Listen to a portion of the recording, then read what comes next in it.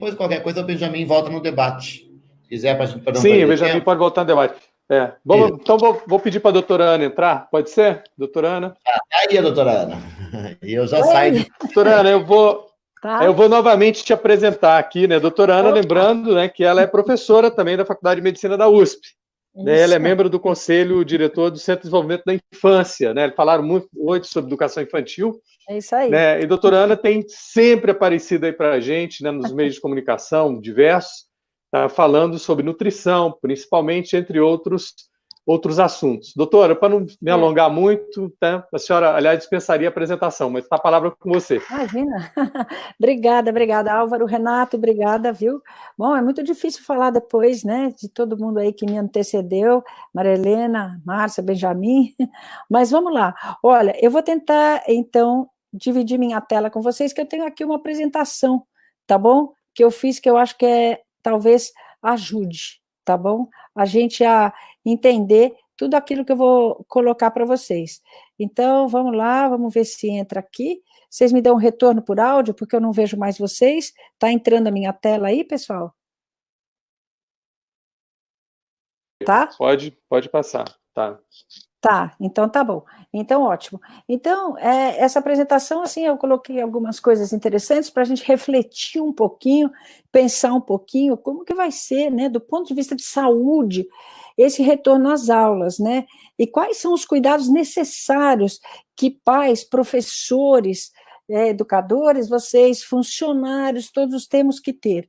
E claro, né, a pergunta que todos se colocam de cara é essa: será que é possível a gente voltar às aulas com segurança, sob o ponto de vista do aspecto da saúde, né? Muitas pessoas, pais, professores e até os próprios alunos estão preocupados de como será esse novo normal, né? Será que as crianças vão se adaptar a esse novo normal?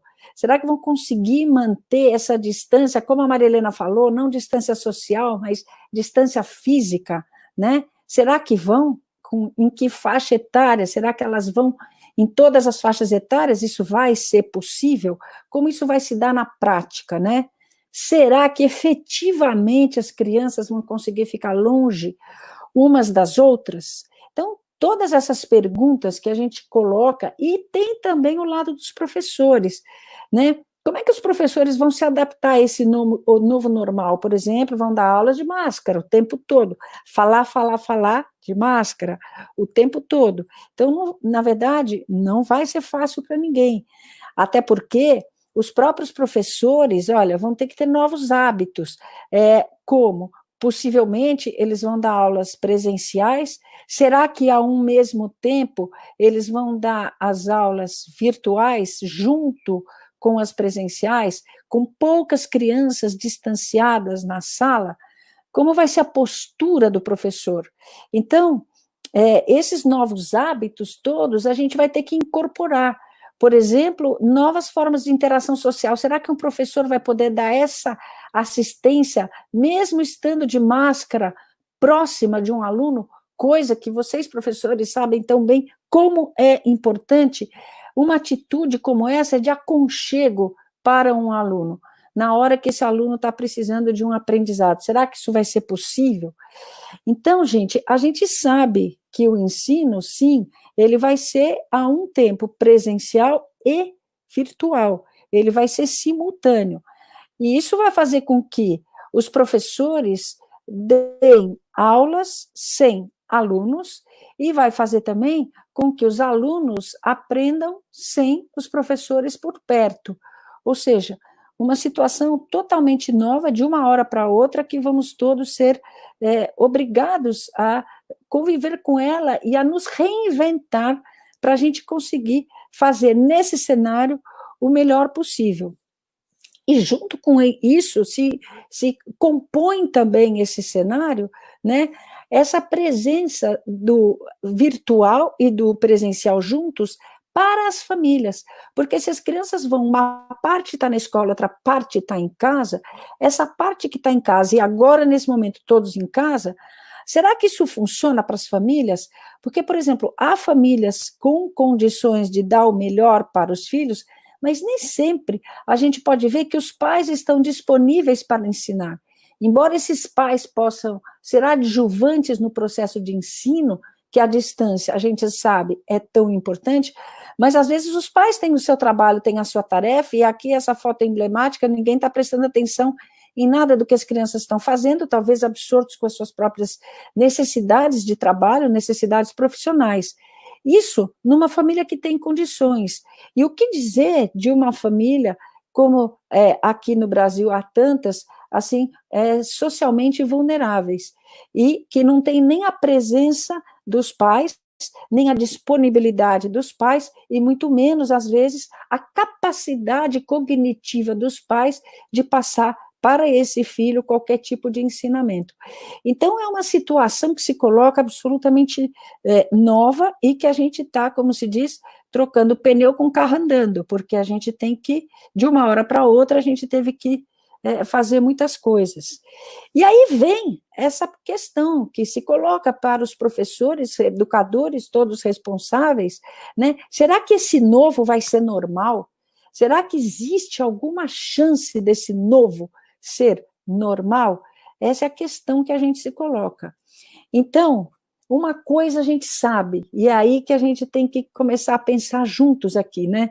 Que esse novo, até a vacina, pelo menos, chegar, vai ser, sim, real. Então, não sei se vai ser normal, mas ele vai ser certamente real. Até a vacina. Quando a vacina deve chegar? As perspectivas são ótimas. Eu diria para vocês que, em termos de saúde, nunca houve perspectivas tão boas para a vacina. Muito possivelmente, no ano que vem, a gente vai ter essa vacina. Preferencialmente até no começo do ano, são as propostas, né, as perspectivas mais otimistas, e eu comungo com essas perspectivas otimistas, porque eu sou otimista e acho, sim, que vendo o desenvolvimento das vacinas, principalmente a vacina de Oxford e a vacina chinesa, que o Instituto Butantan está em parceria fazendo, eu acho que há uma chance. Enfim, isso a gente sabe, esse novo vai ser o quê? Vai ser real, pessoal. E aí, dentro desse cenário, é possível nos adaptarmos? E eu vou dizer para vocês que, do ponto de vista de saúde, sim, é perfeitamente possível nós nos adaptarmos com isso. Claro que tomando algumas medidas, né? Algumas medidas que são absolutamente importantes. E uma das coisas que eu mais coloco para todos quando falo é isso. Eu acho, gente, que isso vocês sabem muito melhor do que eu, mas eu nunca acho que devemos subestimar a capacidade das crianças e muito menos dos professores de se adaptarem. Eu acho que se há pessoas capazes de fazer as adaptações mais rápidas e mais eficazes, são de fato os professores e as crianças. Professores, eu sempre falo, não porque estou na presença de vários, mas são pessoas absolutamente iluminadas, que passam o que sabem, ensinam e formam gerações. E para isso, eles já têm, acho que geneticamente determinado, uma capacidade de adaptação, de aquisição de novos conhecimentos, de assimilação desses novos conhecimentos, muito fortemente inata dentro de cada um. Então, os professores e as crianças, vocês sabem disso, quando a gente ensina, as crianças aprendem. Quando a gente ensina corretamente, de uma forma em que emocionalmente elas fiquem estimuladas a aprender, as crianças aprendem e, mais que isso, ensinam suas famílias aos novos hábitos. Tanto é que se diz que, se você quer que uma família mude de hábitos, ensine esses novos hábitos para as crianças. Então, isso é o mais importante de tudo, realmente professores e crianças vão se adaptar, que na verdade, o que já está acontecendo. E aí a gente se pergunta, né, como é que eu vou construir esse normal novo, com segurança, tanto para as crianças, quanto para os professores, quanto para os funcionários das escolas e para todas as suas famílias. Por quê? Porque diretamente todas essas pessoas estão ligadas, né? Então, a gente tem que fazer uma rede de proteção para toda essa turma envolvida no ensino, tá? E aí, gente, do ponto de vista de saúde, as medidas simples são sempre as mais eficazes. E quais são essas medidas? Vamos refletir sobre algumas delas. Então, primeiro é isso aí. Acima de 2 anos, gente, todo mundo tem que usar máscara. Então, segundo a Organização Mundial de Saúde, as máscaras devem ser usadas para crianças acima de 2 anos. Menos de 2 anos, não. Por quê? Porque a máscara pode causar uma dificuldade para respirar, as crianças tiram, elas não conseguem, dificulta, e crianças muito pequenas podem até ter a sensação ou o próprio sufocamento. Então, as máscaras formalmente indicadas para crianças acima de 2 anos. E aí uma situação importante, o que é? Há que se trocar as máscaras. Com qual frequência? A gente deve trocar as máscaras. Alguns trabalhos dizem 2 horas, mas outros indicam que 4 horas é um tempo bom para a gente trocar a máscara. Por quê? Porque a partir de 4 horas ela já perde um pouco o seu poder de filtração, né? Agora, se por acaso a máscara molhar, tanto com a respiração, fez um exercício, educação física, qualquer coisa, molhou porque, enfim, caiu água, qualquer coisa, pois bem, então aí a máscara deve ser trocada antes, né? Porque ela perde o poder de filtração. Qual máscara? A máscara de tecido, 2 camadas, já está muito boa, preferencialmente com aquele TNT, que é aquele tecido não tecido, no meio das 2 camadas. Essa, então, é a ideal e filtra mais de 90% das partículas, incluindo aí o coronavírus. Então, 2 camadas de tecido, TNT no meio, filtrando mais de 90% das partículas, trocadas a cada 4 horas, o que significa que, necessariamente, um aluno vai ter que levar mais de uma máscara, muito possivelmente, para a escola. Sim? Então, esse é o ponto importante, a máscara de preferência com nome, né? Por quê? Porque senão a máscara do Antônio vai parar na mochila do Joaquim, e aí isso vai ficar aquela confusão que vocês, professores, sabem melhor do que eu. Muito bom, então máscaras são realmente fundamentais e importantes. Outra situação importante que se coloca agora nas escolas em todos os lugares, não só nas escolas, é a ventilação dos ambientes. Por que a ventilação dos ambientes, gente? Porque recentemente, tá, isso foi publicado aqui no estado de São Paulo, agora dia 9 de julho, né, a Organização Mundial de Saúde confirmou um trabalho feito por mais de 280 pesquisadores de 32 países, dizendo que a transmissão pelo ar pode acontecer. De que forma a transmissão do coronavírus, do novo coronavírus, pelo ar pode acontecer? Então é o seguinte, a gente sabe que o coronavírus ele vai nas gotículas que são eliminadas, né? Quando nós falamos, tossimos, espirramos. Então a gente elimina gotículas colonizadas, cheinhas de coronavírus que vão de carona. E aqui a gente tem 2 tipos de gotículas. Tem as mais pesadas, gente, essas caem rapidamente, olha, 1,5 metro, 2 metros de distância. Então elas caem no chão, tudo certo. Mas existem microgotículas que são chamadas aerossóis, que essas sim podem voar a uma distância mais longa, tá? Mais longa que quanto? Mais longa que 2 metros, e mais que tudo, essas gotículas aqui, por serem muito pequenas, elas podem ficar em suspensão no ar por até 2 ou 3 horas.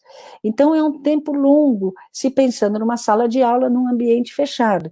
Então, quando a gente não ventila, aqui, olha, num ambiente fechado, as partículas contendo o vírus, elas ficam em grande quantidade naquele ambiente, no ar.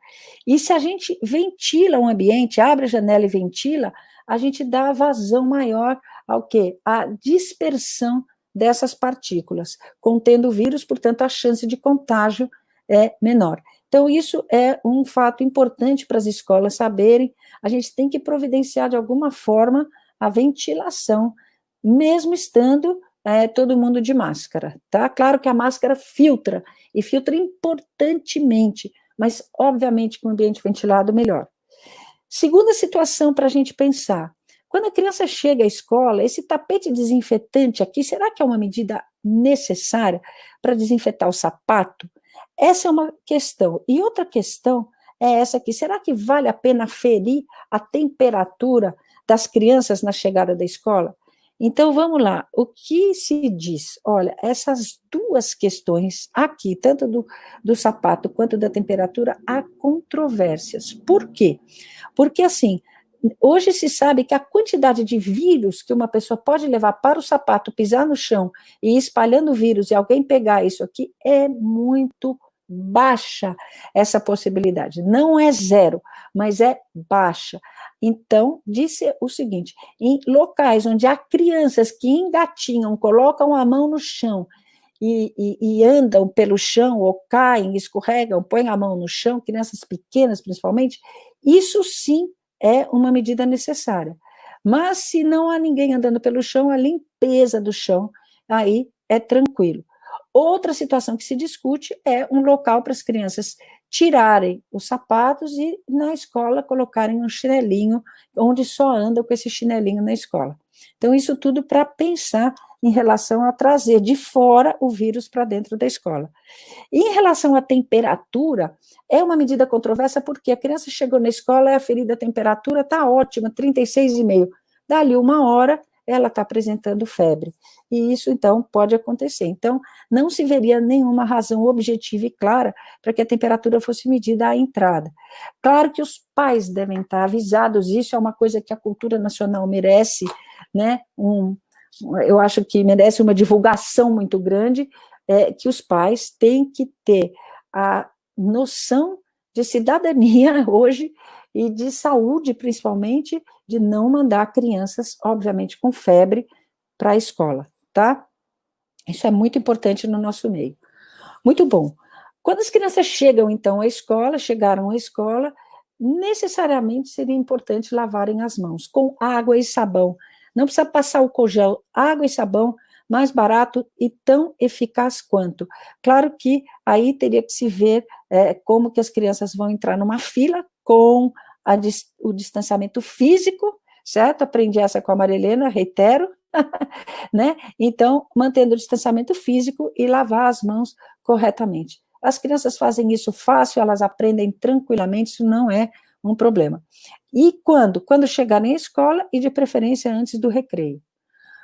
Outra situação é o material escolar, gente. O material escolar, ele deve também, esse sim, ser desinfetado com álcool gel, coisas que se usa mais.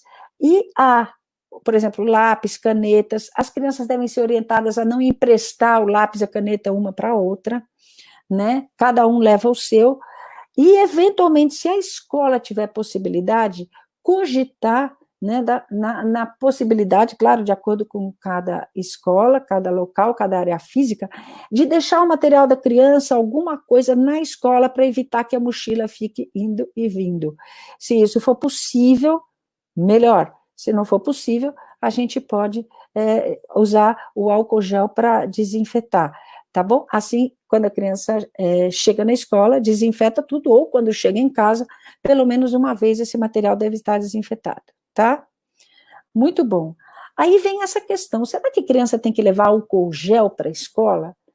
Olha, essa é uma questão importante que a gente pode pensar da seguinte maneira. Crianças maiores, claro, conseguem utilizar o álcool gel com mais propriedade e mais segurança. Mas crianças pequenas, crianças com menos de 7 anos, às vezes não têm maturidade para usar o álcool gel, e eu já vi no consultório uma mãe que ligou que fala que a criança adora botar álcool gel na boca. Então, a gente tem que ter muita cautela com o álcool gel na escola. Posto que lavar a mão com água e sabão é tão eficiente quanto, a gente deve pensar nisso, e se as escolas quiserem, o método mais seguro é esse álcool gel que é ativado pelos pés, na escola e não na mochila das crianças. Isso é uma dica boa também. Muito bom. E dentro da escola, aí, o que seria? O ideal seria o distanciamento de pelo menos 1 metro na sala de aula. Claro que, como vocês já disseram, deve haver uma redução de 30%, 35% no número de alunos da escola, e, portanto, de sala, e talvez aqui permita. Aqui a gente não deve ter 1 metro, mas todo mundo de máscara, idealmente pelo menos a 1 metro de distância física um do outro. E na hora do recreio, esse distanciamento é importante, porque é a hora que a gente retira a máscara para tomar o lanche.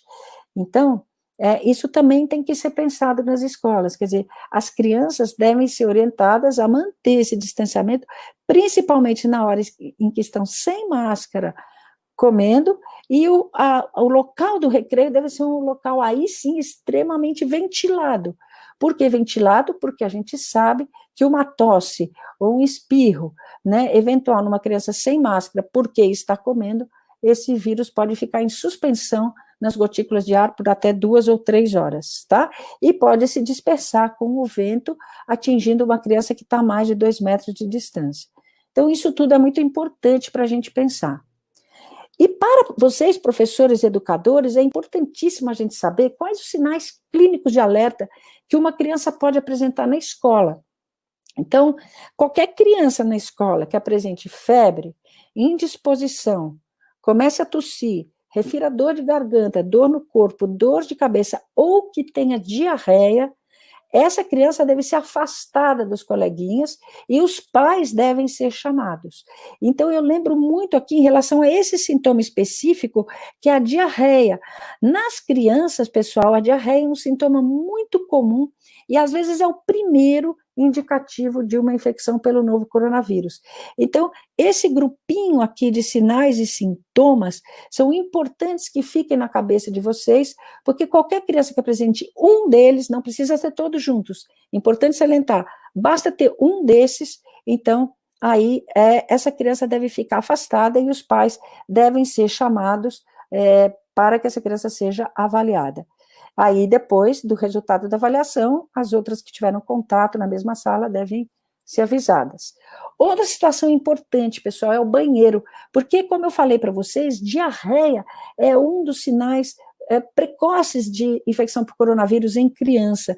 E aqui, a gente sabe que quando a criança evacua, adulto também, gente, o que acontece? Quando puxa a descarga, o que acontece? Faz uma suspensão de vírus e bactérias, todos os vírus, incluído coronavírus, no ar. Então, se entra na sequência uma outra criança aqui, essa criança pode sim, eventualmente, entrar em contato com esse vírus. Por isso é que aqui essa privada eu botei de propósito, ela está sem tampa, e o ideal sempre é que se puxe a descarga com a tampa do vaso direitinho, tá? Em um espaço amplo, obviamente, para lavar as mãos. E os banheiros das escolas devem ser muito desinfetados. Essa semana, na Folha de São Paulo, houve uma reportagem específica sobre banheiros das áreas públicas agora com a reabertura. Então, é um local onde a gente realmente tem que ter muita atenção, tá? Aí, a criança teve sua aula, chegou em casa, o que faz? Banhão. E isso é importante, que ela tome um banho, lave a cabeça de preferência, né? E isso para dar, né, aquela limpadinha geral. Isso é importante exatamente como quando a gente sai, nesse momento de pandemia, para ir ao mercado, ao supermercado, ou qualquer situação, é indicado que a gente tome um banho quando chega em casa, tá? E qual é a lição de casa da escola depois que a criança saiu? Ela tem que fazer uma desinfecção mesmo. Será que precisa ser tão elaborada dessa forma? Aí depende da escola, da capacidade de cada um, e eventualmente se houve ou não naquela sala uma criança com suspeita de coronavírus. Mas a gente tem outros tipos de higienização com álcool gel, por exemplo, que realmente são suficientes para a gente ter uma sala de aula limpa, mas que tem que ser limpa depois de cada uso, isso indubitavelmente tem que ser desinfetada, tá? Legal. Agora, algumas considerações que vocês já colocaram, meus antecessores já colocaram, mas que eu acho que vale a pena a gente parar para pensar. A Marilena falou isso, e a primeira delas é em relação às crianças com menos de 2 anos. Crianças com menos de 2 anos que devem voltar às aulas, será? Essa é uma questão. Primeiro, elas não podem, até por regra, usar máscara. Segundo, elas não conseguem manter um distanciamento físico. Então, claro que a gente entende que cada família tem a sua realidade, tem a sua necessidade, tem o pai e a mãe que trabalha, tem ou não tem um cuidador, mas eu acho que crianças com menos de 2 anos, nesse momento da pandemia, talvez até o fim do ano, essa situação deva ser bem considerada pelas famílias, se sim ou se não, retornam essas crianças às atividades escolares, tá?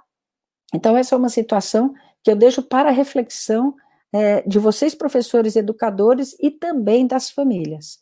Aí a gente tem as crianças de 2 a 6 anos. Essa faixa etária, claro, eles já podem utilizar, já devem, na verdade, utilizar a máscara.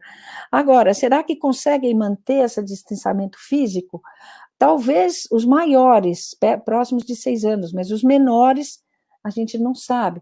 Então, de novo, aqui, a gente tem que pensar nesse momento de aquisição de conhecimentos cognitivos, se a criança fica em casa, se a criança vai para a escola, vantagens, desvantagens, de acordo com sempre com o cenário e com as possibilidades de cada família. E, por fim, as crianças maiores de 7 anos, essas sim, já têm uma noção bem clara e nítida da necessidade de manter as regras, né, de distanciamento físico, de distanciamento social. Então, para essas crianças e, obviamente, para os adolescentes, aí sim, eu acho que já há um nível de compreensão maior, uma possibilidade maior de que tudo aconteça. Fato é que a gente tem também crianças em situações especiais. Quais são essas crianças? São crianças portadoras de doenças crônicas, asma, doenças pulmonares, doenças oncológicas, doenças reumatológicas que têm que tomar medicamentos imunossupressores. Então, essas crianças em situações especiais merecem também uma reflexão muito grande. Se voltam à escola no momento em que a gente está em pandemia, sem vacina, ou se essas crianças seguem com o aprendizado virtual. Então, todas essas questões, eu acho, merecem muita reflexão por parte das famílias, juntamente com vocês, professores e educadores, né?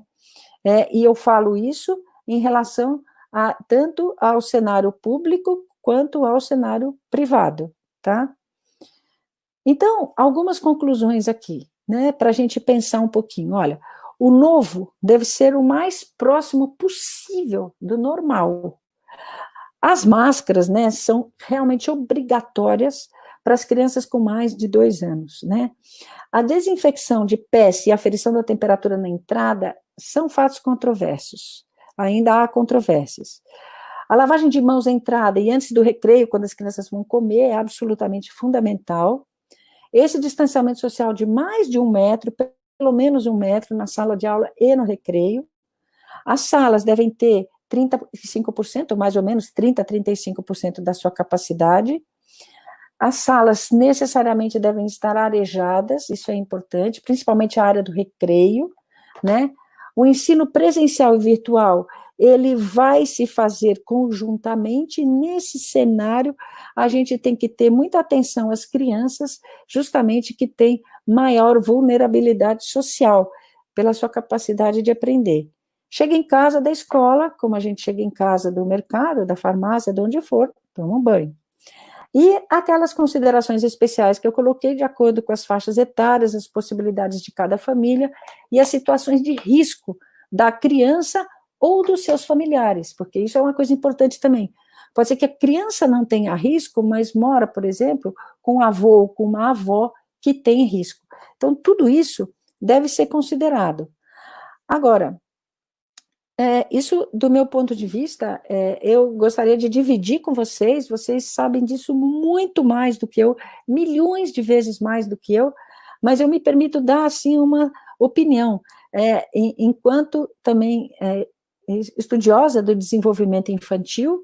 Assim, eu acho que as crianças têm uma capacidade de aprender gigante, e que esse período, que seja esse ano inteiro, na verdade, claro que vai fazer um hiato, mas eu tenho certeza absoluta de que isso certamente vai ser recuperado. Eu acho que o ano de 2021 a gente pode fazer, quando houver a vacina, a possibilidade da retomada de tudo que é presencial, eu tenho certeza que sim, os professores vão fazer com que esse ato que aconteceu esse ano diminua. Esse ato em termos de aprendizado cognitivo, que seguramente aconteceu. Porém, eu olhando mais para frente, eu tenho certeza absoluta de que esse ato cognitivo vai ser recuperado. Falo isso no cenário público e privado, muito embora no cenário público, uma das situações que mais me preocupa é a evasão escolar. Essa sim, essa dificilmente é recuperada, e para isso nós todos, vocês principalmente, tem que ter uma atenção muito especial, né? Mas eu acredito que sim, que há uma luz no final do túnel muito grande para isso que ficou. E que esse ato nos torne melhores, que esse ato nos torne maiores. Eu acho que as crianças estão aprendendo muito com isso. As crianças, talvez, passando por todo esse período de restrição, de isolamento, de confinamento, de medo, de ansiedade, de medo dos familiares adoecerem, de alguns que perderam pessoas queridas muito próximas deles, viram a morte de perto, mas eu tenho certeza absoluta que as crianças têm uma capacidade fantástica de conseguir passar por tudo isso, e não tenho dúvidas de que todos juntos vamos sim conseguir. E acredito também que esse novo normal, né, se nós crescermos enquanto pessoas, aproveitando esse período para crescermos, nós e as crianças, os professores estão se reinventando, estão reinventando formas novas de ensinar, esse ensino à distância, vocês estão fazendo verdadeiros milagres, né? Então, esse novo normal pode ser diferente daquele velho que eu espero chamar depois velho anormal. E essa expressão não é minha, é da Dora Kramer, está na Veja dessa semana, um artigo espetacular que a Dora Kramer descreveu. Eu gostei muito dessa expressão, o velho anormal. E, assim, se crescermos, gente, podemos sim sair melhores de tudo isso, né? E, com certeza, graças a vocês, professores e educadores, a gente vai conseguir ir muito mais longe, tá bom? Era isso que eu queria dizer, obrigada a todos e pela atenção, e estou aqui, vou interromper meu compartilhamento, prontinho, voltei, era isso que eu queria dizer para vocês, obrigada, viu? Obrigado, doutor.